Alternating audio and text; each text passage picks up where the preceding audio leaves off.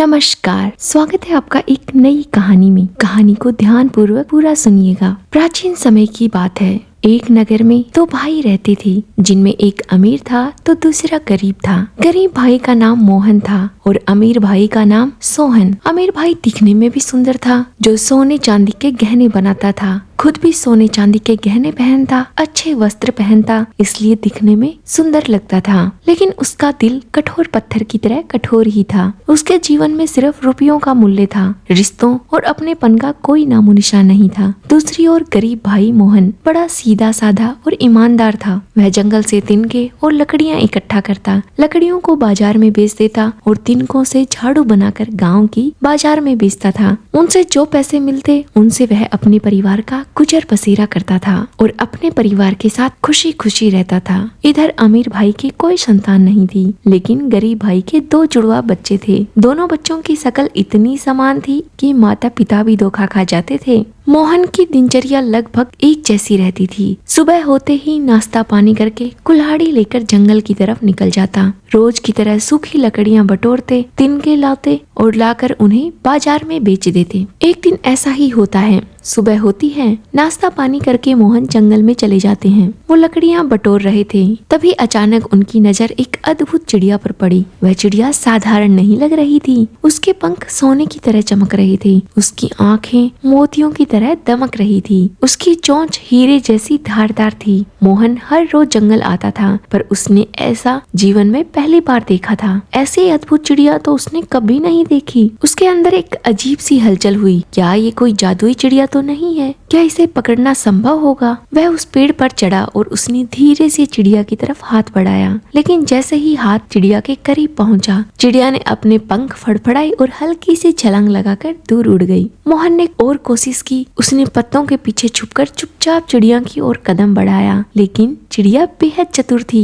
हर बार फुर्ती से उड़कर पहले वाली जगह से दूर जाकर बैठ जाती। आखिरकार मोहन को लगा कि यह चिड़िया हाथ नहीं आने वाली है। उसने जमीन से एक छोटा सा कंकड़ उठाया और हल्के हाथ से चिड़िया की ओर उछाल दिया, लेकिन चिड़िया एक ही झटके से दूर उड़ गई। जैसे ही सुनहरी चिड़िया हवा में लहराई, उसका एक पंख टूटकर जमीन पर गिर गया। मोहन ने लपक कर वह पंख उठा लिया। जैसे ही उसने अपनी हथेली पर रखा, उसकी आंखें विस्मय से फैल गई। उसने देखा यह शुद्ध सोने का पंख है। मोहन की धड़कन तेज हो गई। क्या यह कोई जादुई चिड़िया थी? उसका मन सवालों से घिर गया। वह उलझन में था कि इस अनमोल पंख का वह क्या करे। कुछ देर तक वह इसे उलट पलट कर देखता रहा। फिर उसने सोचा, मुझे ये पंख अपने भाई सोहन को दिखाना चाहिए। वह भागता हुआ घर पहुंचा और अपने भाई सोहन के सामने सोने का पंख रख दिया। मोहन की ईमानदारी और शांत स्वभाव हमेशा उसके चालाक भाई के सामने हार जाते थे। सोहन ने अपने मीठे शब्दों और कुछ सिक्कों का लालच देकर मोहन से वह पंख ले लिया। बेचारा मोहन, जो दुनिया की चालाकियों से दूर था, भाई के द्वारा दिए गए कुछ पैसों में ही संतुष्ट हो गया। अगले दिन मोहन फिर जंगल में लकड़ियां काटने गया। जैसे ही वह एक विशाल पेड़ पर चढ़ा और सूखी शाखाओं को काटने लगा, उसकी नजर उस सुनहरी चिड़िया पर पड़ी। वह पेड़ की ऊंची सी शाखा पर बैठी हुई थी, अपने पंखों को फैलाकर हल्की हल्की धूप सेक रही थी।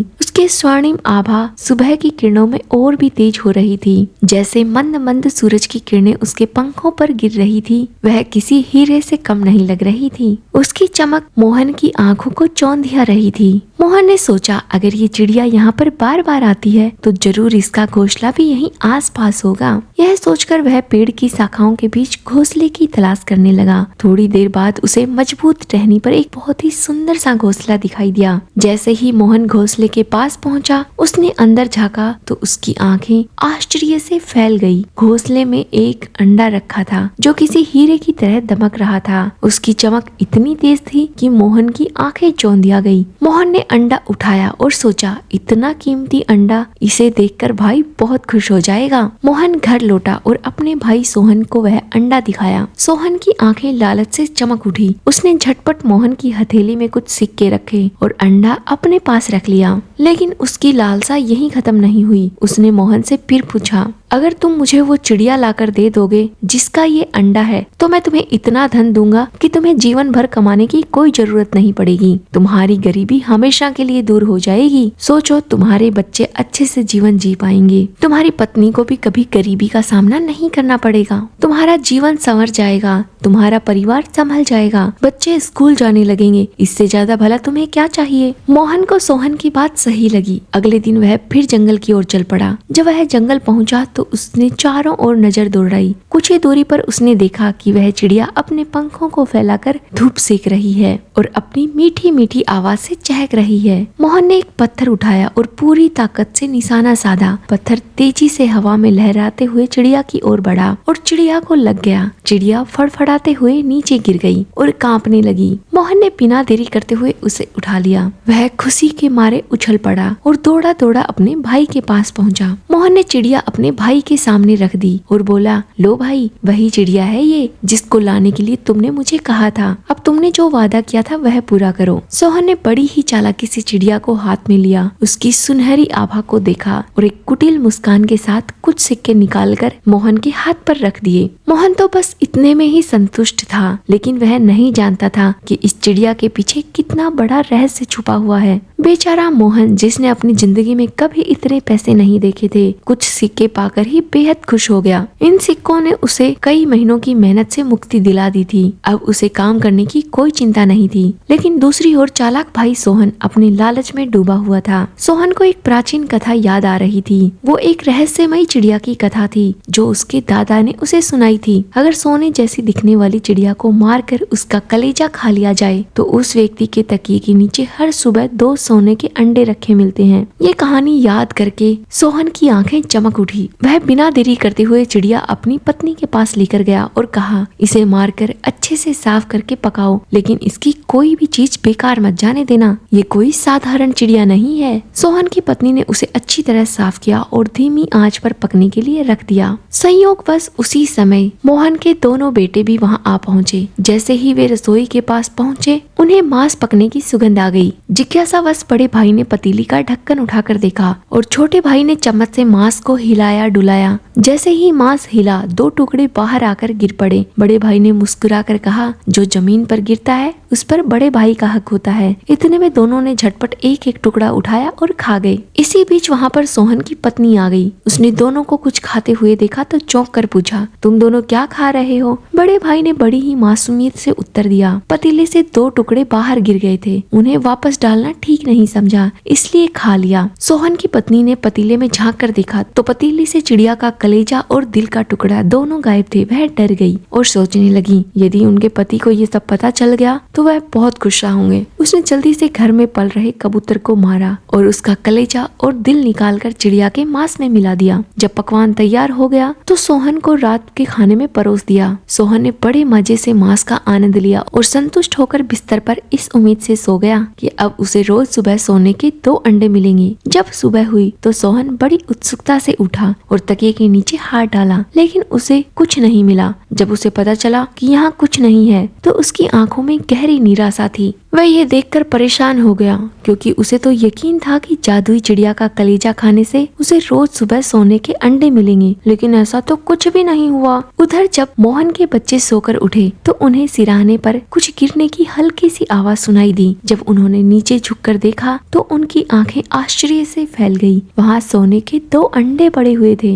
बच्चे ये देखकर हैरान हो गए। ये दोनों अंडे उठाकर उन्होंने अपने पिता को दे दिए। मोहन ने जैसे ही अंडे देखे, उसकी आंखों में आश्चर्य और घबराहट दोनों झलक उठी। उन्होंने बच्चों से पूछा कि अंडे तुम्हें कहाँ मिले? बच्चे खुद भी कुछ नहीं समझ पा रहे थे, इसलिए उन्होंने कोई जवाब नहीं दिया। लेकिन यह चमत्कार अगले दिन भी हुआ और उससे अगले दिन भी हर सुबह बच्चों के सिरहाने 2 चमचमाते सोने के अंडे मिलने लगे। मोहन बेचैन हो उठा। उसे इस रहस्यमयी घटना की कोई समझ नहीं थी। डर और उलझन में वह अपने भाई सोहन के पास जा पहुंचा और उसने पूरी बात बताई। सोहन तो पहले ही चालाकी में माहिर था। वह सारी बात समझ गया। उसे एहसास हो गया था कि चिड़िया का कलेजा खाने का फायदा उसके भतीजों को मिल रहा है। उसका मन नफरत और जलन से भर गया। लेकिन उसने अपनी भावनाओं को छुपाते हुए मोहन को डराते हुए कहा, मेरे भाई ये बहुत बुरा संकेत है। फिर सोहन ने थोड़ा चिंतित स्वर में कहा, तुम्हारे बच्चों पर किसी बुरी आत्मा का साया है भाई। ये सोने के अंडे कोई शुभ संकेत नहीं है, ये तो एक बड़ी मुसीबत का संकेत है। अगर तुम इन्हें घर में रखोगे तो ये तुम्हारी बदकिस्मती बन जाएंगे। अब तुम ही देख लो क्या करना है। मेरा तो मानना ये है कि तुम इन्हें तुरंत जंगल में छोड़ाओ, वरना तुम्हारा पूरा परिवार आफत में आ जाएगा। मोहन सीधा साधा आदमी था, उसे सही गलत की परख नहीं थी। वह हमेशा अपने चालाक भाई पर भरोसा करता था। वह भाई का सम्मान करता था, इसलिए उसकी हर बात मान लेता था। सोहन की बात सुनकर उसका दिल डर से भर गया। वह अपने ही बच्चों को अभिशाप समझकर उनको जंगल में छोड़ने की सोचने लगा। एक दिन जब सूरज ढलने वाला था, मोहन ने अपने बच्चों को साथ लिया और जंगल की तरफ चल दिया। हर तरफ अंधेरा और सन्नाटा हो रहा था। पक्षियों की आवाज भी धीरे धीरे कम पड़ती जा रही थी। बच्चों को कुछ समझ नहीं आ रहा था कि उनके पिता उन्हें जंगल क्यों लेकर जा रहे हैं। फिर अचानक मोहन ने बच्चों से कहा, तुम यहाँ खेलो, मैं अभी आता हूँ। और यह कहकर वह चुपचाप पीछे हटने लगा। बच्चों को एहसास नहीं था कि उनके पिता उनको अकेला छोड़कर जा रहे हैं, लेकिन जैसे ही बच्चों ने पीछे मुड़कर देखा, उनका दिल जोर जोर से धड़कने लगा। छोटे बेटे ने आवाज लगाई, पिताजी पिताजी पिताजी आप कहाँ हो? लेकिन मोहन तो कहीं नहीं दिखाई दिए। उन्हें आवाज सुनाई दे रही थी, लेकिन उन्होंने कोई उत्तर नहीं दिया। मोहन को बहुत बुरा लग रहा था कि वो अपने बच्चों को जंगल में ऐसे अकेला छोड़कर जा रहा है, लेकिन उसे अपने भाई की बातें सता रही थी। उसे लग रहा था कि उसके बच्चों पर किसी काले जादू का साया है और वह अब इन्हें अपने साथ नहीं रख सकता। मोहन बच्चों को जंगल में अकेला छोड़कर चला गया। बच्चों ने जब कोई आवाज नहीं सुनी तो वो तेजी से जंगल के बाहर जाने की कोशिश करने लगे, लेकिन जंगल इतना घना था कि उन्हें कोई रास्ता समझ नहीं आ रहा था। उनके पिता उन्हें थोड़े बहुत दिखाई दे रहे थे, वो भी अब उनकी आंखों से ओझल हो गए। जंगल बहुत गहरा था और यहाँ उन्हें कोई रास्ता नहीं मिल रहा था। दोनों बच्चे जंगल के बीच अकेले रह गए। कुछ देर तक भौचक के खड़े रहे। फिर जब उन्हें यकीन हो गया कि अब उनके पिता उन्हें वापस लेने नहीं आएंगे, उन्हें घबराहट होने लगी। अंधेरा बढ़ने लगा। ठंडी हवाओं के झोंके पेड़ों को हिला रहे थे। जंगली जानवरों की आवाजें दूर दूर तक सुनाई दे रही थी। पक्षियों की आवाज अब सुनना बंद हो गई थी। बच्चों को घबराहट होने लगी। डर के मारे वो बच्चे इधर उधर भागने लगे, लेकिन जंगल इतना गहरा था, कोई रास्ता नजर नहीं आ रहा था। दूर दूर तक किसी बस्ती की कोई आवाज सुनाई नहीं दे रही थी। रात भर वे जंगल में भटकते रहे, जोर जोर से चिल्लाते रहे, अपने पिता को पुकारते रहे, मगर कहीं से कोई जवाब नहीं आया। सिर्फ भयंकर सन्नाटा था। बस दूर से भेड़ियों की आवाज ही आ रही थी, जो उनकी रूह तक कपा देती। रात भर जंगल में भटकने के बाद आखिरकार सुबह होती है। सूरज की पहली किरण जब पेड़ों की टहनी से छनकर जमीन पर पड़ी तो दोनों बच्चे किसी ठंडी छांव की तरह उसे महसूस करने लगे। उनकी आंखों में रात भर की थकान थी और डर बसा हुआ था। जंगल की ठंडी हवा अभी भी बह रही थी और दूर से पक्षियों के चहकने की हल्की हल्की आवाज आ रही थी। थोड़ी देर तक वो लोग इधर उधर भटकते रहे, अपने घर का रास्ता तलाश रहे थे, लेकिन चारों ओर ऊंचे ऊंचे पेड़, कटीली झाड़ियां और दूर तक फैला जंगल था। भूख और थकान के कारण उनके कदम अब डगमगाने लगे थे। उनकी आंखों से आंसू बह रहे थे, लेकिन अब रोने का भी कोई फायदा नहीं था। तभी उन्हें कुछ दूरी पर पत्तों की सरसराहट सुनाई दी। दोनों बच्चे चौकन्ने हो गए। डर के मारे उनके दिल की धड़कन भी तेज हो गई। दोनों ने एक दूसरे को कसकर पकड़ लिया। उन्हें लग रहा था कि कोई जंगली जानवर तो नहीं आ रहा है। तभी अचानक झाड़ियों के पीछे से एक व्यक्ति निकला। वह शिकारी था। कंधे पर तीर कमान लटकाए हुए, कमर पर एक छोटी तलवार बांधे हुए और हाथ में एक लकड़ी का डंडा पकड़े हुए एक शिकारी निकला। शिकारी ने जैसे ही बच्चों को देखा वह रुक गया। शिकारी ने बच्चों की हालत पर नजर डाली। गंदे कपड़े, धूल से सने चेहरे और आंखों में डर। वह समझ गया कि बच्चे भूले भटके यहाँ आए हैं। शिकारी ने धीमे स्वर में प्यार से पूछा, बच्चों तुम कौन हो? इस जंगल में क्या कर रहे हो? बड़ा बेटा थोड़ी हिम्मत जुटाकर बोला, हम एक गरीब बाप के बेटे हैं। हमें कुछ समय से हर सुबह सोने का अंडा मिल रहा था, लेकिन हमारे पिता को ये बात बहुत बुरी लगी। उन्हें लगा कि हमारे ऊपर कोई बुरी ताकत हावी हो गई है। हमारे पिताजी के भाई ने हमें जंगल में छोड़ने के लिए कहा और पिताजी को ये बात सही लगी तो उन्होंने हमें जंगल में छोड़ दिया। शिकारी ने उनकी बात सुनी, थोड़े हैरान हुए और फिर एक गहरी सांस लेकर बच्चों को ध्यान से देखा। फिर बच्चों से पूछा, सोने के अंडे? बच्चों ने सहम कर कहा, जी हम बिल्कुल सच कह रहे हैं, हम कभी झूठ नहीं बोलते। शिकारी ने बच्चों के सर पर प्यार से हाथ फेरा और कहा, कोई बात नहीं, चिंता मत करो, पहले चलो कुछ खा पी लो। भूखे पेट सही से कुछ सोच समझ भी नहीं पा रहे होंगे। शिकारी आगे आगे, बच्चे उनके पीछे पीछे चल पड़े। उनको नहीं पता था कि ये शिकारी कौन है, लेकिन उनके सामने इसके अलावा कोई रास्ता भी नहीं था। शिकारी उन्हें अपने घर ले गया। संयोग से शिकारी की कोई संतान नहीं थी। उसने दोनों भाइयों को अपने बेटे की तरह पाला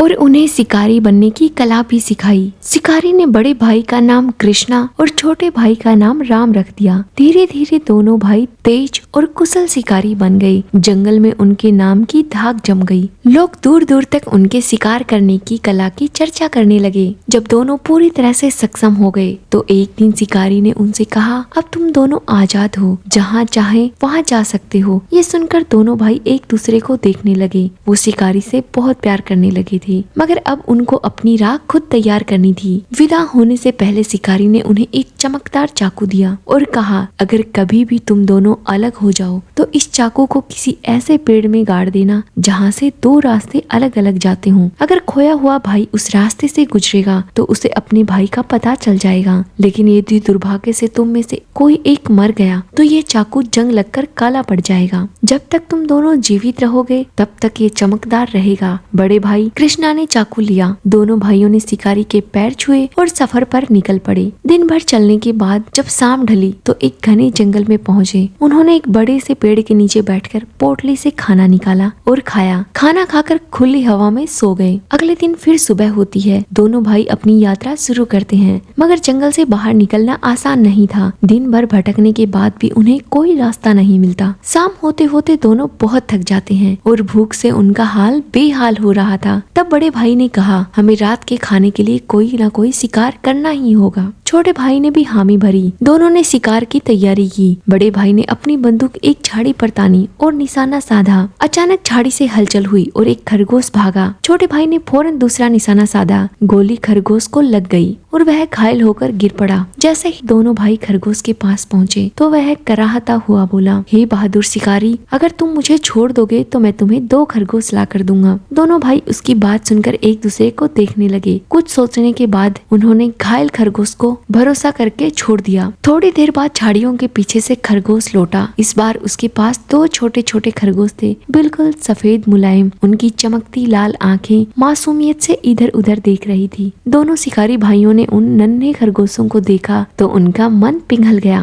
वे इतने प्यारे थे कि उन्हें मारने का विचार भी उनके मन में नहीं आया। उन्होंने उन खरगोशों को धीरे से अपनी गोद में उठाया। छोटे छोटे पंजों से खरगोश शिकारी भाइयों के हाथों को चूमने लगे, जैसे कोई नटखट बच्चा खेल रहा हो। इतने में बड़े खरगोश ने आगे बढ़कर दोनों पंजे जोड़ लिए, मानो वह धन्यवाद कह रहा हो। दोनों भाइयों ने मुस्कुराकर उन्हें जाने दिया। कुछ समय बाद भूख फिर से सताने लगी। हालांकि उन्होंने कुछ जंगली फल खा तो लिए थे, लेकिन उनसे उनका पेट नहीं भरा। इतना भटकने पर उन्हें फिर से भूख लगाई थी। अब वो शिकार करने के लिए फिर से किसी जानवर की तलाश करने लगे। इस बार उन्होंने ठान लिया था कि वह किसी बड़े जानवर का शिकार करेंगे। वह ये सोच ही रहे थे कि अचानक से एक लोमड़ी तेजी से गुजरती हुई दिखाई दी। उसके चमकदार नारंगी फर सूरज की रोशनी में चमक रहे थे। उसकी पूंछ लंबी और घनी थी। उसकी आंखों में एक अलग ही चतुराई झलक रही थी। छोटे भाई ने झट से बंदूक उठाई और निशाना साधा। गोली चलने ही वाली थी कि लोमड़ी ठहर गई। उसने अपनी चालाक आंखों से शिकारी को देखा और शांत स्वर में कहा, हे वीर शिकारी, यदि तुम मुझे छोड़ दोगे तो मैं तुम्हें अपनी जगह 2 लोमड़ी के बच्चे ला कर दूंगी। दोनों भाइयों ने एक दूसरे को बड़ी ही हैरानी से देखा। ऐसा कैसा विचित्र संयोग है, और दोनों हैरान हो गए। खरगोश की तरह ये लोमड़ी भी जीवन दान मांग रही है। अंत में उन्होंने लोमड़ी पर भरोसा किया और उसे जाने दिया। लोमड़ी एक छलांग मारकर झाड़ियों के पीछे गायब हो गई। कुछ क्षणों तक जंगल में गहरा सन्नाटा रहा। फिर पत्तों की सरसराहट सुनाई दी और लोमड़ी 2 नन्हे बच्चों को साथ ले आई। वे छोटे बच्चे अपने पंजों पर लड़खड़ाते हुए चल रहे थे। उनकी मासूम आंखों में अचरज था, मानो वे यही सोच रहे हों, कैसा संसार है। शिकारी भाइयों को उन पर दया आ गई। उन्होंने उन नन्हे लोमड़ी के बच्चों को भी अपने पास रख लिया, जैसे उन्होंने खरगोश के बच्चों को रखा था। लेकिन भूख अब बहुत तेज हो गई थी। पेट की जलन बढ़ने लगी थी। इस बार दोनों भाइयों ने तय कर लिया था कि अब कोई भी जानवर आ जाए, हम उसका शिकार किए बिना उसे नहीं छोड़ेंगे, कुछ भी हो जाए। कुछ देर बाद झाड़ियों के पीछे एक भेड़िया निकला। उसकी हल्की भूरे रंग की चमकदार खाल थी। उसकी चाल धीमी थी, मगर उसकी आंखें चौकन्नी थी। बड़े भाई ने फौरन बंदूक तानी, लेकिन तभी भेड़िए ने बड़े दयालु स्वर में बोला, हे वीर शिकारी, यदि तुम मुझे जीवित जीवित छोड़ दोगे तो मैं तुम्हें 2 भेड़िए के बच्चे ला कर दूंगा। दोनों भाई अब बहुत हैरान हो गए और सोच में पड़ गए। ये तीसरी बार हो रहा है, जब भी किसी जानवर के प्राण हरने की कोशिश करते हैं वह अपने प्राणों की भीख मांगने लग जाता है। आखिरकार उन्होंने फिर से उसे जीवन दान दे ही दिया। भेड़िया तुरंत जंगल में लुप्त हो गया और कुछ देर बाद वह वापस लौटा।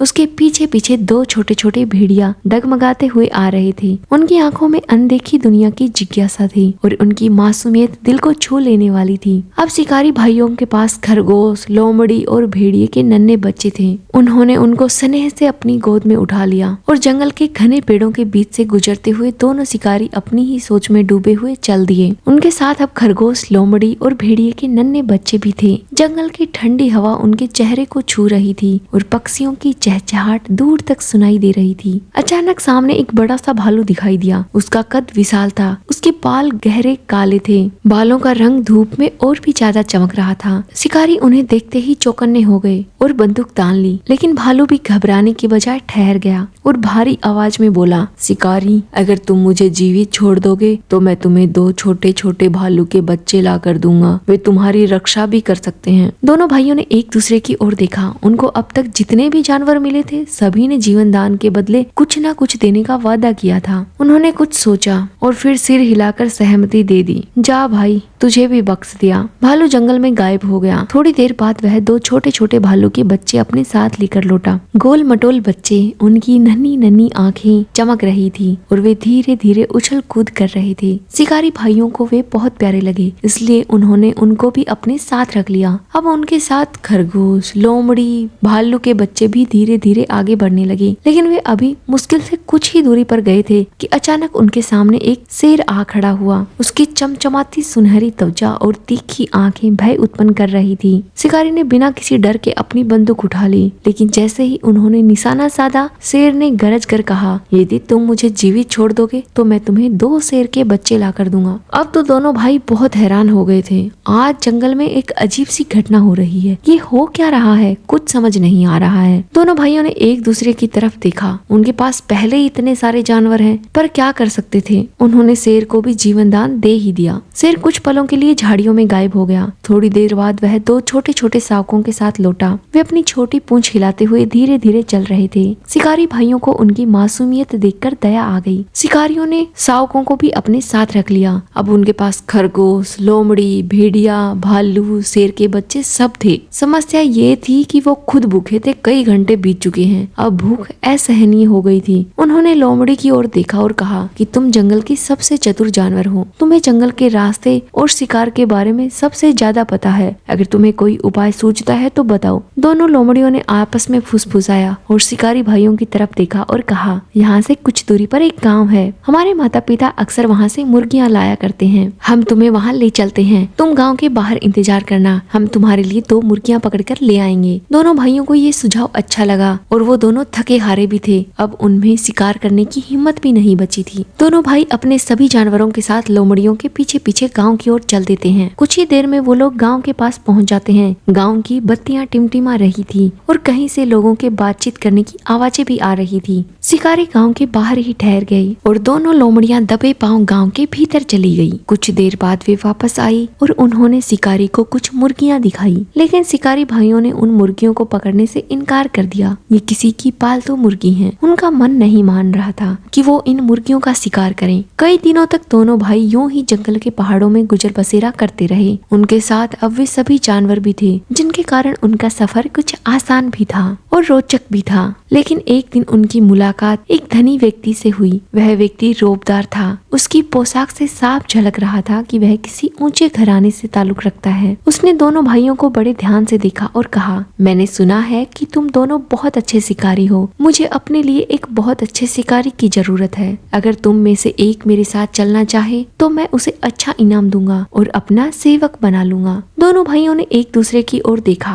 वह साथ रहना चाहते थे, लेकिन यह एक अच्छा अवसर भी था। उन्होंने आपस में कुछ विचार किया। फिर छोटे भाई राम ने उस अमीर आदमी के साथ जाने की अनुमति दे दी। अब दोनों भाइयों के अलग होने का समय था। उन्होंने अपने सामान को अलग अलग किया और साथ लाए हुए जानवरों को भी बांट लिया। कृष्णा ने एक शेर, एक भालू, एक लोमड़ी और एक भेड़िया और एक खरगोश अपने पास रख लिया। बाकी बचे हुए जानवर राम को देकर उसे विदा कर दिया। विदा होते समय दोनों भाई भावुक हो गए और एक दूसरे के गले लग गए। उनके पिता ने उन्हें एक चाकू दिया था, जिसे उन्होंने एक घने पेड़ के तने में गाड़ दिया। यह निशानी थी कि एक भाई मुसीबत में होगा तो दूसरा भाई उसे ढूंढ लेगा। अब उनके रास्ते अलग अलग हो चुके थे। कृष्णा दूसरी दिशा में जा रहा था और राम दूसरी दिशा में। दोनों अलग अलग दिशा में चल दिए। राम अपने जानवरों के साथ चलता रहा और कुछ ही दिनों बाद वह एक बड़े शहर में पहुंच गया। लेकिन जैसे ही वह शहर के अंदर दाखिल हुआ, उसके कदम ठहर गए। उसने देखा चारों ओर गहरे रंग के झंडे लहराते हुए दिख रहे हैं। गलियां सूनी पड़ी हैं। लोग उदास चेहरे लिए हुए इधर उधर घूम रहे हैं। पूरा शहर किसी मातम में डूबा हुआ लग रहा था।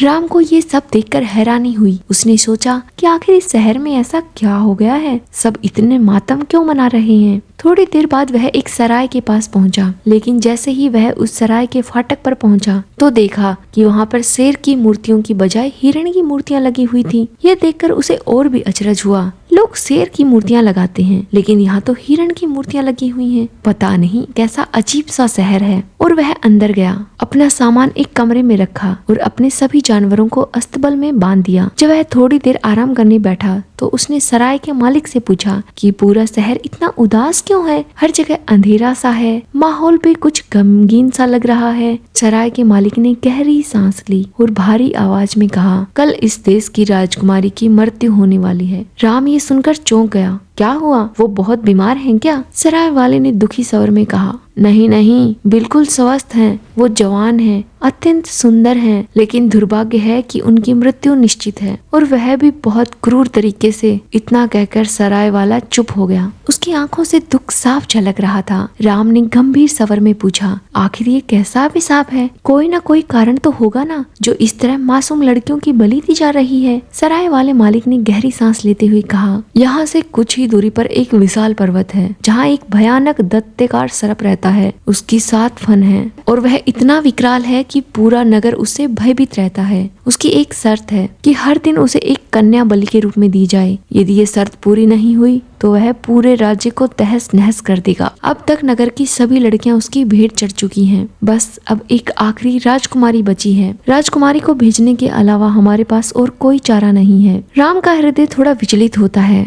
वह उठता है और उसने क्रोध से कहा, लेकिन तुम लोगों ने उस दत्ते को मारने का प्रयास क्यों नहीं किया? सराय का मालिक निराशा से उत्तर देता है, कई वीर योद्धाओं और शिकारियों ने यह साहस किया था, लेकिन कोई भी जीवित वापस नहीं लौट सका। राम कुछ देर तक चुप रहता है, फिर दृढ़ स्वर में बोल, ठीक है, मैं इस विषय पर विचार करूंगा और शीघ्र ही कुछ हल निकालने की कोशिश करता हूँ। यह कहकर वह अस्तबल की ओर बढ़ा। वहाँ पहुंचकर उसने अपने सभी जानवरों को इकट्ठा किया और उन्हें पूरी कहानी विस्तार से सुनाई। जैसे ही उन्होंने यह सुना तो शेर ने जोर से गरज कर अपना गुस्सा प्रकट किया। भालू गहरे स्वर में गिड़गिड़ाया, भेड़िया तीखी आवाज में गुर्राया, लोमड़ी सोच में पड़ गई, लेकिन खरगोश बेचारा डर से कांपने लग गया। कुछ देर बाद शेर ने दहाड़ते हुए कहा, इस दत्ते को मारकर इसके टुकड़े टुकड़े कर देने चाहिए। भालू बोला, हाँ, इसे पकड़कर इसकी गर्दन दबा देनी चाहिए। भेड़िया को भी ये उपाय सही लगा, लेकिन लोमड़ी शांत रही। उसने धीरे से कहा, हमें कोई ऐसी युक्ति सोचनी चाहिए जिससे राजकुमारी को तो हानि न पहुँचे और वह दत्ते हमारे वश में आ जाए। खरगोश ने कांपते हुए कहा, भाइयों, मुझे तो लगता है हमें यहाँ से भाग जाना चाहिए। जितनी जल्दी हो सके यहाँ से फुर हो जाओ। राम ने सबकी बातें बड़े ही ध्यान से सुनी और फिर लोमड़ी की तरफ देखकर कहा, तुम्हारी सोच मुझे सबसे ज्यादा उचित लग रही है। हमें इस दत्ते के बारे में अधिक जानकारी जुटानी होगी। जाओ, आसपास घूमकर इसके बारे में पूरी जानकारी लेकर आओ। लोमड़ी जंगल में इधर उधर घूमी और दूसरी लोमड़ियों से भी मिली। उसने विस्तार से पूरी बात सबको बताई। लोमड़ियों में एक बूढ़ी लोमड़ी भी थी और बहुत अनुभवी थी। उसने लोमड़ी की बात ध्यान से सुनी और फिर गंभीर स्वर में बोली, तुम्हारे मालिक को अजगर से लड़ने की कोई तरकीब तो नहीं बता सकती, लेकिन एक उपाय जरूर बता सकती हूँ। लोमड़ी ने बूढ़ी लोमड़ी से कहा, दादी आप मुझे बताइए तो सही कि मेरे मालिक को क्या करना चाहिए। बूढ़ी लोमड़ी ने बताया, पहाड़ के आधे रास्ते पर एक पुरानी झोपड़ी है। ऐसा कहा जाता है कि कभी वहाँ शिकारी के देवता निवास करते थे। अगर तुम्हारा मालिक वहाँ जाकर प्रार्थना करे तो शायद उसे कोई दिव्य संकेत मिल जाए। यह सुनकर लोमड़ी ने दादी का धन्यवाद किया और तुरंत वापस लौट आई। लोमड़ी ने राम को सारी बातें बताई। उसने बूढ़ी लोमड़ी के द्वारा बताए गए उपाय के बारे में सब कुछ राम को बता दिया। राम ने बिना देरी करते हुए निर्णय लिया। उसने शाम होते ही अपने सभी जानवरों को साथ लिया और बिना किसी को बताए पहाड़ की ओर चल पड़ा। अंधेरा धीरे धीरे बढ़ने लगा। ठंडी हवाओं के झोंके पहाड़ों से टकराकर रहस्यमय सन्नाटा फैला रहे थे। जंगली जानवरों की आवाजें तेज हो रही थी। पहाड़ी की चोटी दूर से ही काली परछाई के रूप में दिख रही थी। राम को आधे रास्ते में वह झोपड़ी दिखाई दी। टूटी फूटी, बेहद पुरानी और रहस्यमयी थी, मानो सदियों से वहाँ पर किसी ने कदम ही ना रखा हो। राम ने भीतर कदम रखा और अपने जानवरों के साथ वहाँ ठहर गया। उसने पूरी रात जागकर देवता की प्रार्थना की, लेकिन थकान के मारे वह लौट गया। उसे गहरी नींद आ गई। तभी उसे एक दिव्य स्वप्न आया। उसमें उन्हें एक देवता दिखाई दिए जो बहुत तेजस्वी प्रकाश के साथ थे। देवता ने गंभीर स्वर में कहा, राम सुबह जब तुम उठोगे तो तुम्हें इस झोपड़ी में 3 प्याले मिलेंगे। उन प्यालों में दिव्य पेय पदार्थ होगा। यदि तुम इन तीनों प्यालों को पी जाओगे तो तुम इस संसार के सबसे शक्तिशाली व्यक्ति बन जाओगे। उसके बाद जो झोपड़ी के बाहर भारी पत्थर पड़ा है उसे तुम आसानी से उठा सकोगे। उस पत्थर के नीचे एक तलवार छिपी हुई है। ये कोई साधारण तलवार नहीं है, ये विशेष तलवार है जो उस दैत्य के 7 सरों को काटने के लिए बनाई गई है। राम अचानक चौंक कर उठ बैठता है। रात की बात एक सपने जैसी लग रही थी, लेकिन जब वह इधर उधर देखता है तो हैरान रह जाता है। उसके सामने सचमुच 3 प्याले रखे हुए थे जो किसी दिव्य पदार्थ से भरे हुए थे। उसके मन में देवता के शब्द गूंज रहे थे। उसने बिना देरी किए हुए तुरंत तीनों प्यालों को एक ही सांस में गटक लिया। तीनों प्याले पीते ही राम के अंदर जैसे एक ऊर्जा जैसी शक्ति आ गई हो। उसे लगा जैसे पूरे दुनिया की शक्ति उसी में समा गई हो। उसकी मांसपेशियां लोहे की तरह मजबूत हो गई। उसके भीतर एक नया आत्मविश्वास जाग उठा। राम झोपड़ी के बाहर आता है और उसकी नजर उस पत्थर पर पड़ी जो बहुत भारी लग रहा था। वह अब अपने द्वारा पिए गए प्यालों का परीक्षण करना चाहता था। उसने शेर और रीछ को पुकारा और कहा, तुम इस पत्थर को उठाकर देखो। शेर ने पहले अपनी पूरी ताकत लगाई, लेकिन पत्थर जरा सा भी नहीं हिला। फिर रीछ ने भी कोशिश की, मगर पत्थर टस से मस नहीं हुआ। दोनों ने मिलकर अपनी पूरी ताकत लगा दी, लेकिन बिल्कुल भी पत्थर को हिला नहीं पाए। अब राम ने मुस्कुराकर कहा, अब मेरी बारी है। उसने अपने हाथ पत्थर की ओर बढ़ाए और बड़ी ही आसानी से उठा लिया। उठाकर पत्थर को एक साइड फेंक दिया। राम को पत्थर रुई जैसा हल्का लग रहा था। जैसे ही पत्थर हटा, उसके नीचे एक चमचमाती तलवार दिखाई दी। ये कोई साधारण तलवार नहीं थी, बहुत ही लंबी, मजबूत और नुकीली तलवार थी, जिसका वजन भी 5 किलो से कम नहीं होगा। लेकिन राम को ये बहुत हल्की महसूस हो रही थी। इधर राजकुमारी को दैत्य राज के पास छोड़ने का समय हो आया था। राजकुमारी एक मंत्री के साथ पहाड़ की चोटी की ओर बढ़ती हुई आ रही थी। उसके चेहरे पर चिंता और भय स्पष्ट झलक रही थी। जब वे झोपड़ी के पास पहुँचे तो मंत्री ने चारों ओर नजर डाली। उसे कोई आसपास नहीं दिखाई दिया तो वह राजकुमारी को अकेला छोड़कर वापस लौट गया, ताकि वह राजा को जाकर सूचना दे सके कि उसने राजकुमारी को पहाड़ पर छोड़ दिया है। राम ने राजकुमारी को दूर से आते हुए देखा और वह राजकुमारी की ओर बढ़ा। साथ में उसके सभी जानवर भी थे। राजकुमारी ने अपने पास शेर, रीछ, भेड़िया, लोमड़ी सबको देखा, लेकिन उसके चेहरे पर कोई भय नहीं था। राम ने मुस्कुराकर कहा, राजकुमारी जी, आप हमसे और इन जानवरों से डरी नहीं। राजकुमारी ने कोई उत्तर नहीं दिया। राम ने फिर से कहा, हम आपकी रक्षा के लिए आए हैं। आपको किसी प्रकार का कोई नुकसान नहीं होने देंगे। हमारा उद्देश्य उस दुष्ट अजगर को समाप्त करना है जिसने पूरे राज्य में आतंक फैला रखा है। राम की जब ये आवाज राजकुमारी के कानों में गूंजी कि वह राजकुमारी की रक्षा करना चाहता है, राजकुमारी ने आश्चर्य से राम की ओर देखा। उसके चेहरे पर आत्मविश्वास झलक रहा था, मगर वह संदेह से बोली, हे शिकारी, भगवान तुम्हारी रक्षा करे, लेकिन सच कहूँ तो मुझे तुम्हारी बात पर पर अधिक भरोसा नहीं हो रहा है। तुमसे पहले भी कई वीर योद्धाओं ने इसे मारने की कोशिश की है, मगर वे सभी असफल रहे हैं और वे सभी अपनी जान से हाथ धो बैठे हैं। राम ने दृढ़ स्वर में कहा, राजकुमारी जी, आपकी बात सही है, लेकिन मुझे भी अपनी कोशिश करने का अवसर तो दीजिए। क्या पता ईश्वर मेरी सहायता करें और मैं विजयी होकर लौटूं। उसके शब्दों के निकलते ही अचानक एक भयानक गर्जना सुनाई दी। ऐसा लगा जैसे आसमान फट पड़ा हो।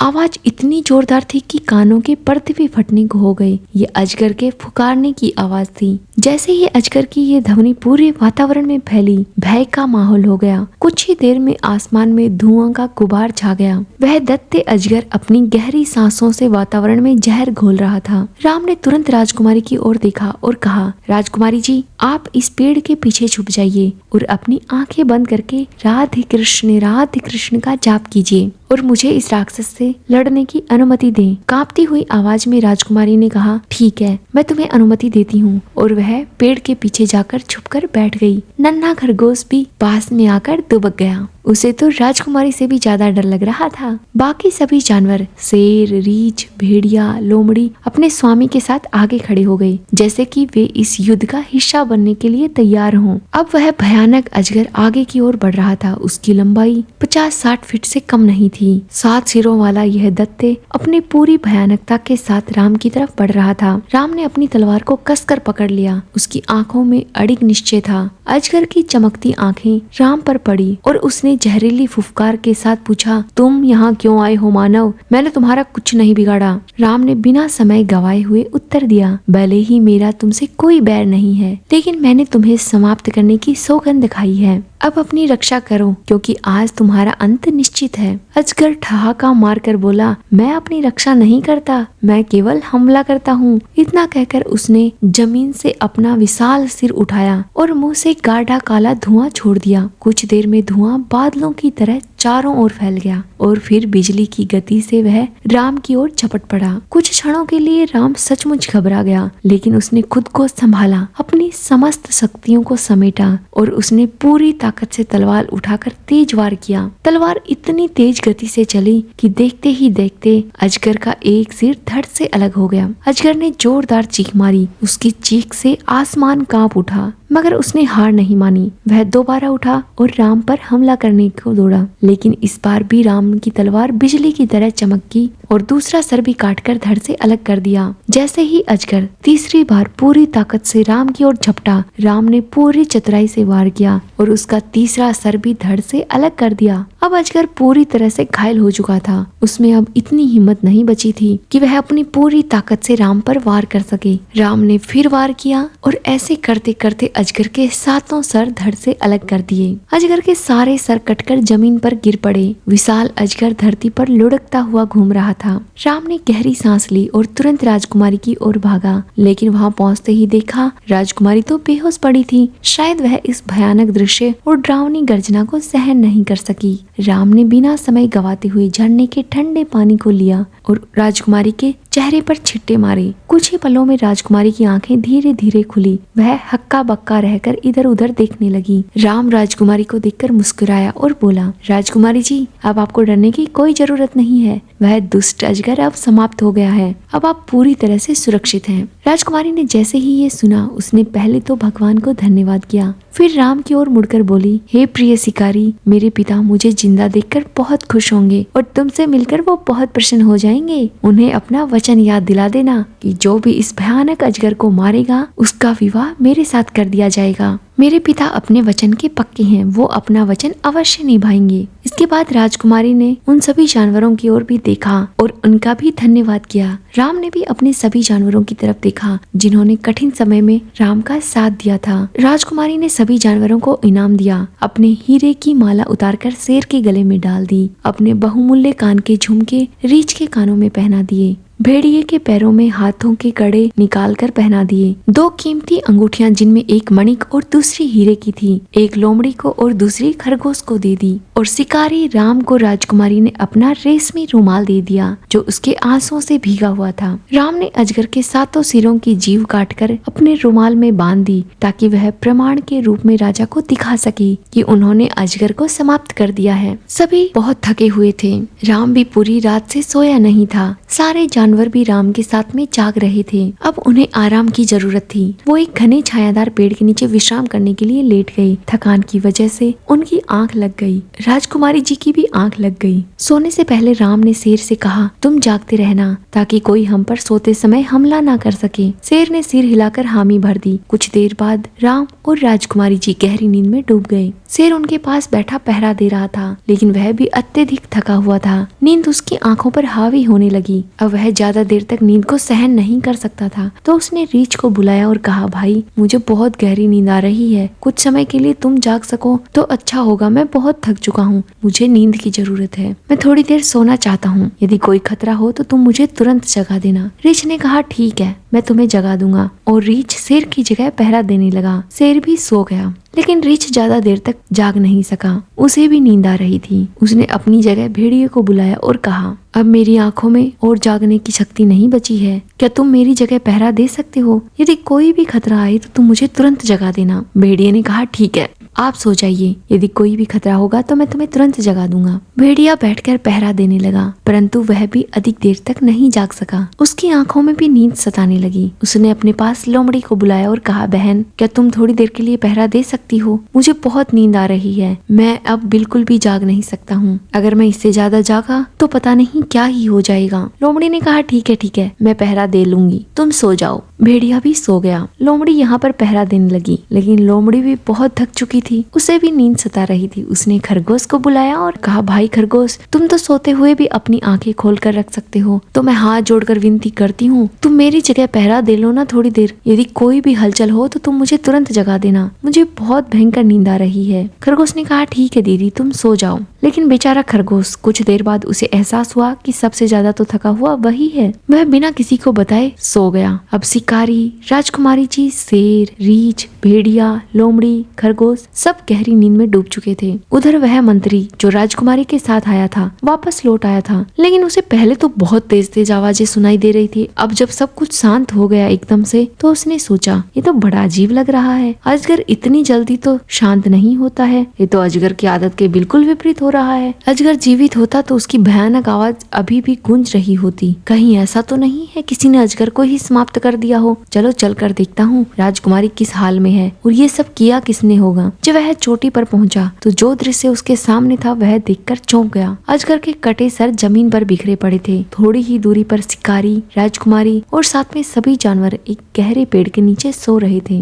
लेकिन वह मंत्री दुष्ट प्रवृत्ति का था। उसके अंतर मन में लालच ने जन्म ले लिया था। उसने मन ही मन सोचा और एक कपटपूर्ण योजना बनाई। अगर वह इस कारनामे को अपने नाम करवा ले तो राजा उसे सम्मानित भी करेंगे और शायद राजकुमारी से उसका विवाह भी करवा दें। लेकिन इसके लिए शिकारी को हमेशा के लिए खत्म करना होगा। मंत्री ने धीरे धीरे शिकारी के पास जाकर उसकी तलवार उठा ली। उसकी आंखों में कपट की चमक थी। उसके होठों पर एक सातीर मुस्कान थी। वह दबे पांव राम के पास पहुंचा और एक ही वार में उसने उसकी गर्दन पर बहुत तेज प्रहार किया। इसके बाद उसने राजकुमारी को जगाया। राजकुमारी ने जैसे ही अपनी आंखें खोली और मंत्री को सामने खड़ा देखा तो वह घबरा गई। मंत्री ने धीमी आवाज में कहा, घबराने की कोई जरूरत नहीं है, तुम्हें सब पता चल जाएगा। राजकुमारी ने जैसे ही शिकारी की ओर देखा उसका दिल दहल उठा। राम का शरीर जमीन पर पड़ा था। उसकी गर्दन पर गहरा घाव था। यह भयानक दृश्य देखकर उसके मुंह से एक चीख निकल गई। उसकी आंखों से आंसू बहने लगे। लेकिन मंत्री ने उसे घूर कर देखा और कठोर स्वर में कहा, चीखने चिल्लाने से कुछ नहीं होगा। अब तुम पूरी तरह से मेरे कब्जे में हो। तुम्हें मेरी बात माननी होगी। यदि तुमने मेरी बात नहीं मानी तो फिर मैं तुम्हारा क्या हाल कर दूंगा वो तुम सोच भी नहीं सकती हो। राजकुमारी कांप उठी। उसने आंसुओं से भीगे स्वर में पूछा, आखिर तुम मुझसे चाहते क्या हो? मंत्री ने तलवार लहराते हुए कहा, तुम राजा के सामने कहना कि उस अजगर को मैंने मारा है। राजकुमारी ने आंसू पोंछते हुए दृढ़ स्वर में कहा, मैं झूठ नहीं बोल सकती। मंत्री का चेहरा गुस्से से लाल हो गया। उसने तलवार उठाकर कहा, अगर तुमने मेरी बात नहीं मानी तो मैं तुम्हारा भी वही हाल करूंगा जो अभी शिकारी का हुआ है। बेचारी राजकुमारी डर के मारे कांपने लगी। उसके पास कोई रास्ता नहीं था। भारी मन से उसने मंत्री की शर्त मान ली। मंत्री ने राहत की सांस ली और राजकुमारी को लेकर राजमहल की ओर चल पड़ा। जब राजा ने अपनी बेटी को जीवित देखा तो उनकी खुशी का कोई ठिकाना न था। उन्होंने मंत्री से पूछा, अरे ये तो आश्चर्यजनक हो गया। बोलो कैसे मेरी बेटी की जान बचाई गई? मंत्री ने सर झुकाकर कहा, महाराज महाराज, ये सब आपकी कृपा से संभव हुआ है।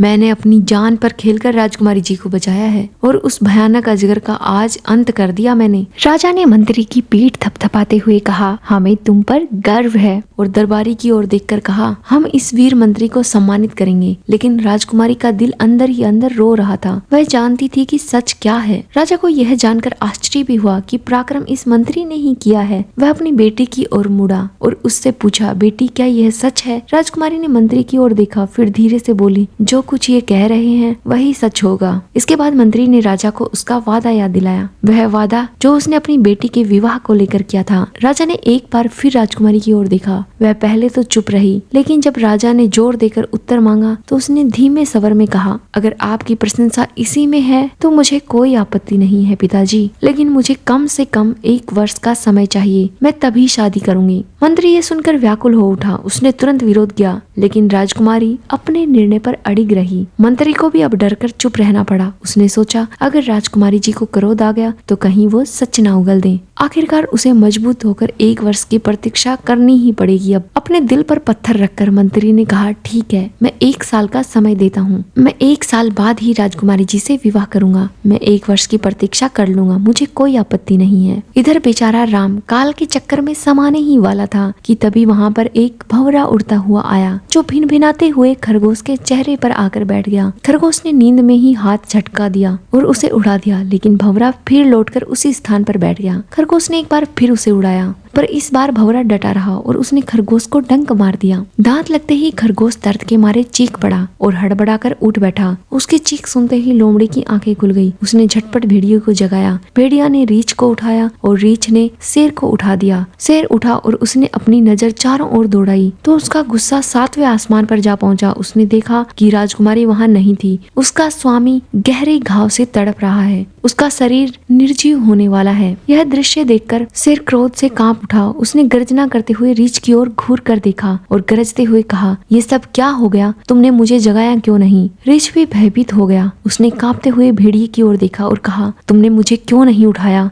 भेड़िए ने यही सवाल लोमड़ी से किया। लोमड़ी ने खरगोश को दोषी ठहराया। अब बेचारा खरगोश किससे सवाल करता? सभी जानवरों ने अपनी नाराजगी उस पर उतारनी शुरू कर दी। शेर ने दहाड़ते हुए कहा, ये सब तुम्हारी लापरवाही की वजह से हुआ है, अब इसकी सजा भी तुम्हें ही मिलेगी। सभी जानवरों ने आपस में सलाह की कि खरगोश को क्या दंड दिया जाए। खरगोश घबराकर और कांपते हुए स्वर में बोला, मुझे मत मारो, मैं तुम्हें एक ऐसी युक्ति बताता हूँ जिससे हमारा स्वामी बिल्कुल ठीक हो सकता है। सभी जानवरों ने आश्चर्य से उसकी ओर देखा। शेर ने गहरी आवाज में पूछा, कैसी युक्ति है? खरगोश बोला, यहाँ से कुछ ही दूरी पर एक ऐसी जगह है जहाँ जीवन बूटी पाई जाती है। अगर किसी भी घायल व्यक्ति के घाव पर वह बूटी रख दी जाती है तो वह तुरंत घाव भर जाता है। अगर किसी मृत व्यक्ति के कटे हुए अंगों को जोड़कर भी इस बूटी को लगाया जाए तो वह भी जीवित हो उठता है। बहुत ही असरदार बूटी है। शेर की आंखों में आशा की चमक जागी। उसने तुरंत पूछा, वह स्थान यहाँ से कितनी दूर है? खरगोश ने सर झुकाकर कहा, बहुत दूर है जनाब, कम से कम 24 घंटे का समय लग जाएगा। शेर ने अपने नुकीले दांत दिखाते हुए कहा, तुम्हारे पास 17 घंटे का समय है। इसके भीतर तुम्हें ये बूटी लेकर आनी होगी, वरना इसका अंजाम भुगतने के लिए तैयार हो जाओ। सुनते ही खरगोश घबराया, लेकिन हिम्मत जुटाकर तुरंत वहाँ से रवाना हो गया। खरगोश भागा भागा पहुंचा और समय से पहले ही वह जीवन बूटी लेकर वहां पहुंच गया। जानवरों की आंखों में उम्मीद की चमक थी। शेर ने जीवन बूटी खरगोश के हाथ पे रख दी और रीछ की ओर देखते हुए बोला, तुम काफी समझदार लगते हो, इसलिए हमारे स्वामी के कटे हुए सर को उनके शरीर से जोड़ो, मैं इसे मजबूती से पकड़ कर रखूंगा। और हाँ खरगोश, तुम लोमड़ी के कंधे पर चढ़कर इस बूटी को घाव पर लगा देना। चारों जानवर अपने अपने काम में जुट गए। वह अपने स्वामी से बहुत प्यार करते थे, इसलिए उन्होंने पूरी लगन से अपना कर्तव्य निभाया। जैसे ही खरगोश ने जीवनदायिनी बूटी राम के घाव पर लगाई, उनके शरीर में हलचल हुई। उसने धीरे से करवट ली और उसके हृदय की धड़कन फिर से चलने लगी। कुछ ही क्षणों बाद राम ने एक गहरी सांस ली और अचानक कराहते हुए अपनी आंखें खोलकर बैठ गए। स्वामी को जीवित देखकर सभी जानवर उछल पड़े। उनकी खुशी का कोई ठिकाना नहीं था। वे आनंदित होकर झूमने लगे, नाचने लगे। शेर ने आगे बढ़कर राम को सहारा दिया और धीरे से पूछा, स्वामी आपको कैसा महसूस हो रहा है? आप ठीक है ना? राम ने होले से सर हिलाया और अपने चारों वफादार साथियों को देखा, फिर फिर गंभीर स्वर में पूछा, राजकुमारी जी कहाँ हैं? शेर ने बिना कोई बात छिपाए पूरी घटना सुनाई, लेकिन वह राजकुमारी के बारे में कुछ नहीं बता सकते थे।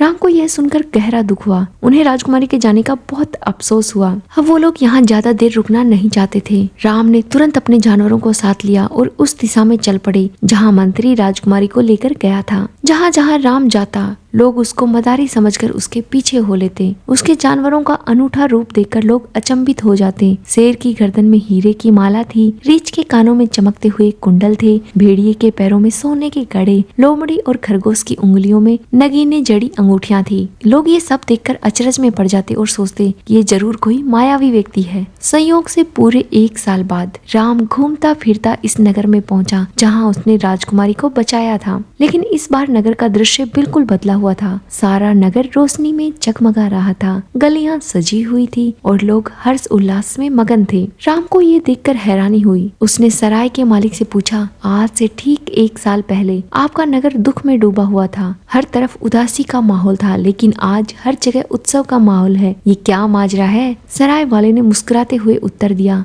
क्या तुम्हें नहीं पता? 1 साल पहले हमारे नगर पर भयानक संकट आया था, जब 7 सर वाले अजगर ने राजकुमारी को मारने की कोशिश की थी, लेकिन हमारी राजकुमारी जी को मंत्री ने अपनी वीरता से बचा लिया। राम की आंखें आश्चर्य से फैल गई। उसने बेचैनी से पूछा, आज की ये रौनक किस खुशी में है? सराय वाले ने हंसते हुए कहा, आज राजकुमारी जी का विवाह मंत्री के साथ हो रहा है। राम ये सुनकर शांत हो गया, लेकिन उनके मन में उथल पुथल मची हुई थी। अगले दिन उसने सराय वाले मालिक से कहा, मुझे राजा के महल जाना है। सराय वाले ने हैरानी से पूछा, क्या हुआ? सब ठीक तो है ना? राम ने गंभीरता से जवाब दिया, मैं राजकुमारी से विवाह करूंगा। सराय वाला ये सुनकर हंस पड़ा, तुम पागल हो गए हो क्या? राजकुमारी की शादी उस वीर से हो रही है, लेकिन तुम तो मदारी हो। राम ने बिना कुछ कहे अपनी पोटली खोली और एक रुमाल निकाला। उसमें अजगर के 7 कटे हुए जीव बंद थे। फिर उसने सराय वाले को पूरी घटना विस्तार से सुनाई, कैसे उसने अपनी जान पर खेलकर राजकुमारी जी को बचाया था। सराय वाला ये सब सुनकर अवाक रह गया। उसने धीरे से कहा, मैं तुम्हारी बातों पर पूरा विश्वास करता हूँ, लेकिन राजकुमारी से तुम्हारी शादी होना मुश्किल है। राम मुस्कुराया और बोला, अच्छा तो लगा लो शर्त, अगर तुम हारे तो अपना मकान हारने के लिए तैयार रहना। राम ने बिना एक शब्द कहे अपनी थैली निकाली और उसे खोल कर दिखाया। उसमें 1000 सोने की मुद्राएं चमक रही थी। ये बातें अभी भी सराय में चल रही थी कि किसी ने जाकर महल में ये खबर राजा को दे दी। जब राजा को यह पता चला तो उन्होंने तुरंत अपने सेवकों को बुलाया, लेकिन राम ने संदेशवाहक से कहा, जब तक मेरे लिए राशि, वस्त्र और सवारी के लिए एक रथ नहीं भेजा जाएगा, तब तक मैं महल नहीं आऊंगा। राजा ने राम की ये बात भी मान ली। उन्होंने राम के लिए शानदार पोशाक भेजी और एक शाही रथ भी भेजा। जब ये रथ सराय पहुंचा तो राम ने मुस्कुराकर सराय वाले से कहा, देखो जो मैंने मांगा वह मिल गया ना। इसके बाद उसने राशि वस्त्र पहने और अपने जानवरों को साथ लेकर रथ में सवार होकर महल की ओर चल पड़ा। महल पहुंचने के बाद राम सीधे दरबार में पहुंच गए। वहाँ का नजारा भव्य था। राजकुमारी और वजीर पहले से ही विवाह के वस्त्रों में सजे हुए बैठे थे। राजा ने राम को बुलाकर राजकुमारी और वजीर के बीच बैठा दिया। वजीर ने राम को पहचानने की कोशिश की, लेकिन वह असफल रहा। दरअसल जब उसने राम का सर काटा था तब उसका चेहरा ठीक से नहीं देख पाया था। वजीर ने अपनी बहादुरी साबित करने के लिए अजगर के 7 सर मंगवा रखे थे, जो राजमहल में ही सजे हुए थे। राजा ने कहा कि हमें इन पे गर्व है। देखो यही उस अजगर के सर हैं जिनको हमारे वजीर ने मारा था। इस वीरता के सम्मान में मैं आज उसका विवाह राजकुमारी से कर रहा हूँ। राम ने हल्की मुस्कान के साथ कहा, महाराज क्या मुझे कुछ कहने की अनुमति है? राजा ने सहमति में सिर हिलाया। राम ने दरबार की ओर देखा और कहा, 7 सर तो यहाँ मौजूद हैं, लेकिन इनका मुंह खोलकर देखिए, उनमें जीभ है या नहीं। राम की ये बात सुनते ही वजीर का चेहरा पीला पड़ गया। उसने कभी अजगर के मुंह को खोलने की हिम्मत नहीं की थी। वह घबराई हुई आवाज में बोला, अजगर की जीभ ही नहीं होती है। यह सुनकर दरबार में सभी की हंसी गूंज उठी। राम ने अपनी रुमाल की गांठ खोली और 7 जीव उसके सामने रख दी। फिर एक एक करके अजगर के 7 मुंह खोले और उनमें वह जीव वापस लगा दी। अब दरबार में सन्नाटा छा गया था। सभी हैरान थे। फिर राम ने वह खाली रुमाल राजकुमारी की ओर बढ़ाते हुए पूछा, क्या आप इस रुमाल को पहचानती हैं? राजकुमारी ने रुमाल को बड़े ही ध्यान से देखा और कहा, ये रुमाल मैंने उसे दिया था जिसने मुझे अजगर से बचाया था। राम ने मुस्कुराते हुए पूछा, और वो व्यक्ति कौन था? राजकुमारी राजकुमारी ने बिना किसी संकोच के साथ कहा, तुम ही थे। राजा और दरबार में बैठे सभी लोग ये सुनकर आश्चर्य में पड़ गए। राजा ने राम से पूछा, जब तुमने मेरी बेटी की जान बचाई थी तो तुम सीधे मुझसे विवाह की इच्छा क्यों नहीं जताई? राम ने सर झुकाकर कहा, महाराज, मैंने आपकी बेटी को बचाया जरूर था, लेकिन मेरी नियति कुछ और थी। मैं आपकी सेवा में उपस्थित होना चाहता था, परंतु कुछ ऐसा हुआ कि मैं इस नगर से बहुत दूर चला गया। राजा ने उत्सुकता से पूछा, आखिर ऐसा क्या हुआ था? राम ने गहरी सांस ली और कहा, जिस दिन मैंने राजकुमारी को अजगर से बचाया, उसी रात महल के वजीर ने मुझ पर घातक हमला किया, मुझे मार डालने की पूरी कोशिश की और वह खुद राजकुमारी से विवाह करने के लिए मेरे साथ विश्वासघात करके राजकुमारी को यहाँ ले आया, लेकिन मेरे वफादार जानवरों ने मुझे बचा लिया। मैं एक लंबी यात्रा पर निकल पड़ा और पूरे 1 वर्ष बाद इस नगर में वापस लौटा हूँ। राजकुमारी जो दरबार में बैठी थी वह उठकर खड़ी हो गई। उसने सभा को संबोधित करते हुए कहा, यही कारण था कि मैंने आप लोगों से 1 वर्ष का समय मांगा था। पिताजी, मेरा दिल कह रहा था कि इस दौरान सारी सच्चाई सामने आ जाएगी। राजा ने गंभीर स्वर में कहा, इस मामले की गहराई तक जांच की जाए। उन्होंने तत्काल अपने सभी अनुभवी दरबारियों की एक समिति गठित की और वजीर के अपराधों की जांच का आदेश दे दिया। कुछ ही दिनों में सारा सत्य सामने आ गया। वजीर ने केवल राम के साथ ही विश्वासघात नहीं किया था, बल्कि वर्षों से प्रजा पर भी अत्याचार कर रहा था। समिति ने सभी की सहमति से वजीर को मृत्यु दंड दिया। जब ये निर्णय लिया गया तो नगर में एक उत्सव जैसा माहौल था। आम जनता जो वर्षों से वजीर के अत्याचार से तंग आ चुकी थी, इस फैसले से बहुत खुश हुई। कुछ ही दिनों बाद राजकुमारी जी और राम का विवाह हो गया। राजसी धूमधाम से पूरा नगर आनंदमय हो गया और उल्लास से भर गया। लेकिन राम अपने पुराने दोस्तों को बिल्कुल नहीं भूला। विवाह के बाद उसने सराय वाले को महल में बुलाया। जब वह आया तो राम मुस्कुराकर बोला, भाई क्या कहते हो, अपना घर छोड़ने के लिए तैयार हो जाओ। सराय वाला सर झुकाकर बोला, बिल्कुल, अब मेरा मकान तो तुम्हारी संपत्ति है। राम मुस्कुराकर बोला, शर्त के अनुसार न्याय यही कहता है, लेकिन दया कुछ और कहती है। जाओ अपने मकान की रक्षा करो, और हाँ, वो 1000 सोने की मुद्राएं भी आप ही की हैं। अब राम और राजकुमारी जी खुशी खुशी जीवन बिताने लगे। राम अपने पुराने शिकार और जानवरों को नहीं भूला। एक दिन राम ने एक घने जंगल के बारे में सुना, जहाँ पर अजीब अजीब सी कहानियां प्रचलित हो रही थी। लोग कह रहे थे कि जो भी शिकारी इस जंगल में जाता है वह वहाँ से लौट कर नहीं आता है। राम ने मुस्कुराकर कहा, जब तक मैं इस जंगल को पार न कर लूंगा मुझे चैन नहीं आएगा। राम के साथियों ने उसे बहुत समझाया कि वह जंगल अकेला ना जाए, लेकिन उसके मन में एक अजीब सी जिज्ञासा थी। एक दिन सुबह सुबह के समय उसने अपने 5 वफादार जानवरों को साथ लिया और घने जंगल की ओर निकल पड़ा। कुछ ही दूर जाने पर उसने एक हिरन को देखा जो बिल्कुल सफेद था,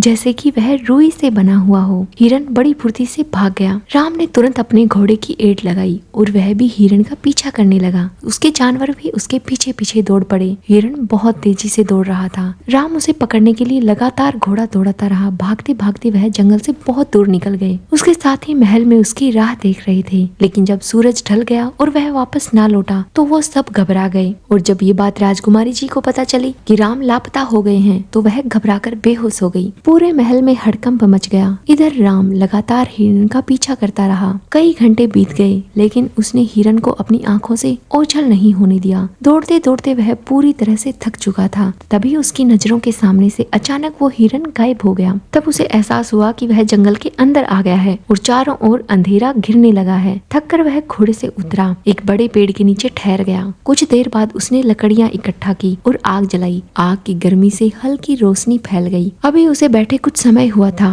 कि उसे किसी के कराहने की आवाज सुनाई दी। वह चौकन्ना हो गया। उसने चारों ओर नजर दौड़ाई, लेकिन कोई नजर नहीं आ रहा था। फिर वही आवाज उसे फिर से सुनाई दी। राम चौंक गया। उसने ऊपर की ओर देखा। पेड़ की ऊंचाई पर एक बूढ़ी औरत बंधी हुई थी। वह ठंड से कांप रही थी और दर्द से कराह रही थी। बुढ़िया बोली, ओ बेटा, मेरी हालत बहुत खराब है। ठंड से मेरी जान निकल रही है। राम ने उसे ध्यान से देखा। उसे उस औरत पर दया आ गई। राम ने बड़े ही नरम स्वर से कहा, माँ, अगर तुम नीचे आकर बैठोगी तो आग के सामने तुम्हें ठंड कम लगेगी। तुम नीचे आ जाओ, तुम्हारा शरीर तुरंत गर्म हो जाएगा। बूढ़ी औरत ने कहा, मुझे बहुत डर लगता है तुम्हारे इन जानवरों से। अगर इन खतरनाक जानवरों ने मुझे खा लिया तो? राम मुस्कुराकर बोले, इनसे डरने की कोई जरूरत नहीं है। ये तो मेरे पालतू जानवर हैं, आपको कुछ नहीं कहेंगे। ये मेरी सब बातें मानते हैं और सुनते हैं। आप आग के पास आकर बैठ जाओ, आपको ठंड नहीं लगेगी। वह बूढ़ी औरत कुछ देर चुप रहती है, फिर धीरे धीरे नीचे उतरने लगती है। दरअसल वह एक बूढ़ी औरत नहीं जादूगरनी थी। फिर उसने भयभीत स्वर में कहा, नहीं नहीं, मुझे तो डर लग रहा है, इससे अच्छा तो मैं ऊपर बैठी रहूं, ठंड में ठिठुरती रहूं, वही अच्छा है। राम से बुढ़िया की ये दशा देखी नहीं गई। उसने कहा, तो मैं आपके लिए क्या करूं?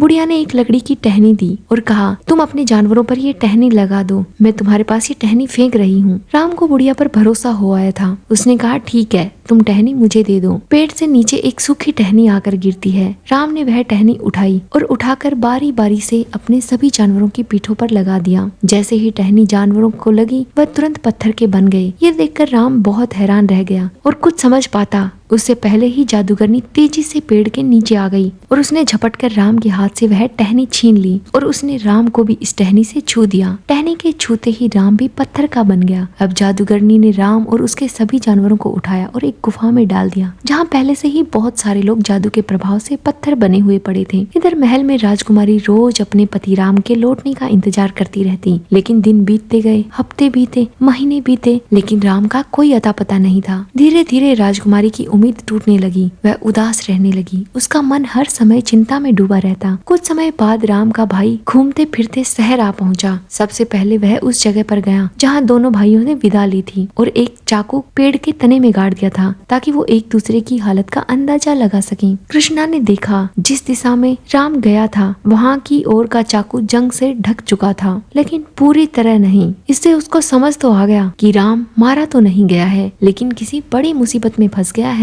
जब कृष्णा शहर के दरवाजे पर पहुंचा तो वहां के लोगों को लगा कि शायद शहजादा राम वापस लौट आया है। गेट पर खड़ा सिपाही तुरंत महल की ओर भागा और राजा को खबर दी कि शहजादा 5 जानवरों के साथ लौट आया है। ये सुनकर महल में हड़कंप सा मच गया। पहले तो सुनकर सभी लोगों को आश्चर्य हुआ, फिर खुशी भी हुई। राजा ने तुरंत अपने सेवकों को भेजा और कहा कि वह राजकुमार को सम्मान पूर्वक महल में ले आए। इधर कृष्णा ने देखा कि बहुत सारे सिपाही उसकी तरफ बढ़ रहे हैं। पहले तो वह डर गया, लेकिन फिर उसे पूरा मामला समझ आ गया। वह चुपचाप उनके साथ महल की ओर बढ़ने लगा। कृष्णा ने मन ही मन सोचा, इस समय मुझे अपने भाई की जगह ले लेनी चाहिए। बाद में जब सच्चाई का पता चलेगा तब मैं उसे बचाने का उपाय करूंगा। महल पहुंचने के बाद उसका भव्य स्वागत हुआ। राजकुमारी को भी पूरा विश्वास हो गया कि यह उसका पति राम ही है। जब वह दोनों अकेले में मिले तो राजकुमारी ने इतने दूर रहने की शिकायत की। कृष्णा ने सहजता से जवाब दिया, मैं जंगल में रास्ता भटक गया था, अब जाकर सही रास्ता मिला, तभी यहाँ आ पाया। कुछ ही दिनों में उसने राम के साथ हुई घटना का पता लगा लिया। उसे ये भी पता चल गया कि जंगल में जादू का प्रभाव है। अब वह निश्चय कर चुका था कि वह अपने भाई को बचाने के लिए इस जंगल में जाएगा। कुछ दिनों बाद कृष्णा ने कहा कि मैं शिकार करने के लिए फिर से इस जंगल में जाऊंगा। राजा और राजकुमारी ने बहुत समझाया, लेकिन कृष्णा को अपने भाई को बचाना था, इसलिए वह जिद पर अड़ा रहा। अगली सुबह वह अपने भाई की तरह 5 जानवरों को लेकर जंगल की ओर चल पड़ा। जंगल पहुँचते ही उसे वह सफेद हिरन दिखाई दिया। वह उसके पीछे पीछे दौड़ा, लेकिन शाम तक वह हिरन पकड़ में ही नहीं आ सका। रात हुई तो वह उसी पेड़ के नीचे आराम करने के लिए लेट गया जहाँ उसके भाई ने आग जलाई थी। कृष्णा ने भी वैसे ही आग जला ली। थोड़ी देर बाद उसे किसी औरत की आवाज सुनाई दी, अरे अरे, यहाँ कितनी ठंड है। कृष्णा ने गर्दन ऊपर उठाकर देखा तो उसकी नजर जादूगरनी पर पड़ी। कृष्णा ने कहा, माँ, अगर तुम्हें ठंड लग रही है तो आप नीचे आ जाओ ना। जादूगरनी ने कहा, नहीं नहीं, मैं नीचे नहीं आऊंगी। तुम्हारे पास कितने खतरनाक जानवर हैं, मुझे काट खाएंगे। कृष्णा ने कहा, मेरे जानवर तुम्हें कोई नुकसान नहीं पहुंचाएंगे, विश्वास करो। लेकिन बूढ़ी जादूगरनी ने कहा, तुम्हें ये टहनी देती हूँ, तुम एक एक कर अपने जानवरों पर लगा दो, मैं तभी नीचे आऊंगी। कृष्णा को उसकी ये बात सुनकर थोड़ा अचरज हुआ, लेकिन कृष्णा ने दिमाग लगाया और कहा, मैं तुम्हें पूरा अधिकार देता हूँ, तुम खुद नीचे आ जाओ और जो करना है वो तुम खुद कर लो, लेकिन अगर अभी भी नीचे नहीं आई तो मैं तुम्हें पकड़ने ऊपर आ जाऊंगा। जादूगरनी हंसते हुए बोली, वाह, बहुत अच्छा, यदि अगर तुम मुझे पकड़ना भी चाहो तो पकड़ नहीं सकते हो। अच्छा तो अब देखो। कृष्णा ने कहते हुए अपनी बंदूक उठाई और निशाना साधा, लेकिन लोहे की गोली का जादूगरनी पर कोई असर नहीं हुआ। वह ठहाके लगाकर हंसने लगी और बोलने लगी, तुम तो अच्छे शिकारी नहीं लगे, पहले ही गोली बेकार चली गई। पहली बार निशाना चूकने पर कृष्णा को बड़ा अफसोस हुआ, लेकिन उसने हिम्मत नहीं हारी। उसने दोबारा बंदूक उठाई और इस बार अपने कपड़ों पर लगे एक चांदी के बटन को निकाला, उसी पर दाग दिया।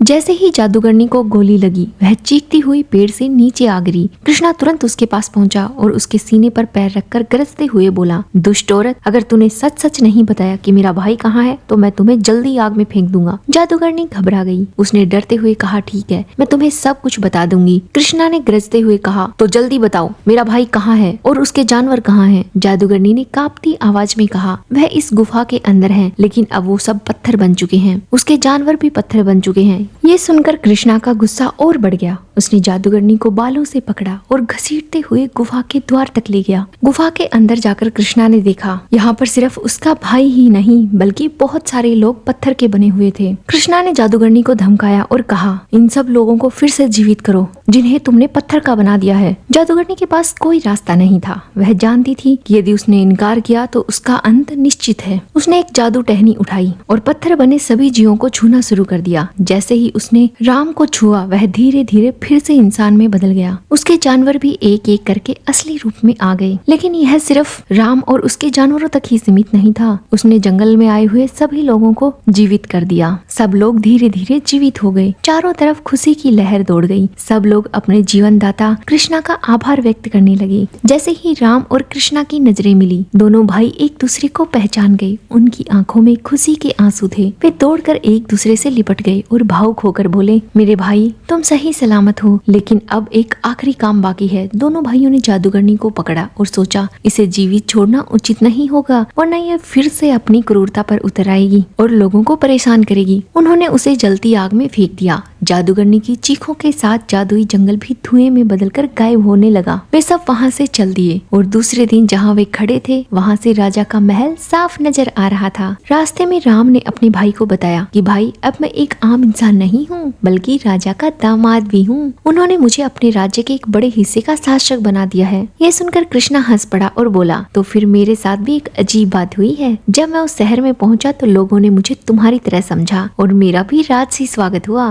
राम हंसते हुए बोला, भाई, हम दोनों बिल्कुल एक जैसे जो दिखते हैं, इसलिए लोग हमें पहचान नहीं पाते। चलो, मजा अब आएगा जब हम दोनों अलग अलग रास्तों से शहर में प्रवेश करेंगे। कृष्णा को ये सुझाव पसंद आया। दोनों भाई अलग अलग दरवाजों से शहर में घुसे। जब वे अपने अपने दरवाजों से शहर में पहुँचे तो दोनों दरबानों ने उनका स्वागत किया। उनके आगे आगे चलने लगे। जैसे ही वह महल में पहुँचे, दोनों दरबानों ने एक साथ ऊंची आवाज में घोषणा की कि शहजादा अपने जानवरों के साथ वापस आ गए हैं। राजा ये सुनकर आश्चर्यचकित रह गए। अजीब बात है, मेरा दामाद एक समय में दो अलग अलग दरवाजों से कैसे आ सकता है? जब वे दोनों भाई राजा के सामने पहुँचे तो शकल एक जैसी होने के कारण राजा उन्हें पहचान ही नहीं सके कि उनका दामाद कौन है। उन्होंने तुरंत राजकुमारी को बुलाया और पूछा, बेटी बताओ, इसमें से तुम्हारा असली पति कौन है? राजकुमारी कुछ समय के लिए उलझन में पड़ गई। उसके सामने दो युवक खड़े थे, शकल एक जैसी, पहनावा एक जैसा, कद काठी भी एक जैसा। दरबार में सभी लोग ये देखने के लिए खड़े थे कि राजकुमारी अपने असली पति को कैसे पहचानेगी। तभी राजकुमारी को कुछ याद आया। उसने एक मुस्कान के साथ अपने चारों ओर नजर घुमाई। उसकी नजर राम के पीछे खड़े उसके जानवरों पे पड़ी। वे सभी वही निशानियां पहने हुए थे जो राजकुमारी ने उन्हें दी थी। शेर की गर्दन में वही माला थी, भालू के पैरों में वही कड़े चमक रहे थे। राजकुमारी को अब कोई संकोच नहीं था। उसने राम की ओर उंगली उठाई और बोली, पिताजी, यही है मेरे पति। दरबार में एक क्षण के लिए सन्नाटा छा गया। फिर जय जयकार की आवाज से पूरा दरबार गूंज उठा। दरबारी राजकुमारी की बुद्धि पर बहुत प्रसन्न हुए। राम मुस्कुराए और राजकुमारी की ओर देखकर बोले, तुमने बिल्कुल सही पहचाना है। इसके बाद दोनों भाई खुशी खुशी गले मिले। कृष्णा भी बहुत प्रसन्न था कि वह अपने भाई को वापस ले आया। राजा ने कृष्णा और राम के साहस की सराहना की। उन्होंने पूरे नगर में घोषणा करवाई, इन दोनों भाइयों ने न केवल जादूगरनी के अत्याचार से निर्दोष लोगों को बचाया बल्कि सत्य और न्याय की भी रक्षा की है। समय बीतता गया। राम और राजकुमारी ने सुख शांति से अपना जीवन व्यतीत किया। इधर कृष्णा का भी एक योग्य राजकुमारी से विवाह करवा दिया गया। एक नए राज्य का शासक बना दिया गया। दोनों हमेशा हमेशा के लिए खुशी खुशी रहने लगे। इस कहानी से भी हमें यही शिक्षा मिलती है। पहले इनके पिता दो भाई थे, जिनमें एक भाई लालची, चालाक और कुटिल बुद्धि वाला था, जबकि इनके पिता बहुत ही शांत स्वभाव के सरल व्यक्ति थे, जिनके साथ धोखा हुआ। और एक ये दोनों भाई थे जिनमें इतना प्रेम था, मौत के मुंह में जाकर भी वह अपने भाई को वापस ले आया। कभी भी अपने भाई बहनों के साथ ऐसा धोखा ना करें। अपनी मेहनत की कमाई पर विश्वास रखें। छल कपट करके यदि आप थोड़ा बहुत कुछ छीन भी लेंगे तो वो आपके पास कभी नहीं टिकने वाला है। वो दोनों उधर गरीबी में जीते रहे, संतान के वियोग में रो रो कर उनका समय यूं ही बीत गया। इधर दोनों भाई राजकुमारियों से विवाह करके खुशी खुशी जीवन जीने लगे। कहानी कैसी लगी कमेंट करके जरूर बताइएगा और ऐसी ही प्यारी प्यारी कहानियों को सुनने के लिए हमारे चैनल को जरूर सब्सक्राइब कीजिएगा। धन्यवाद।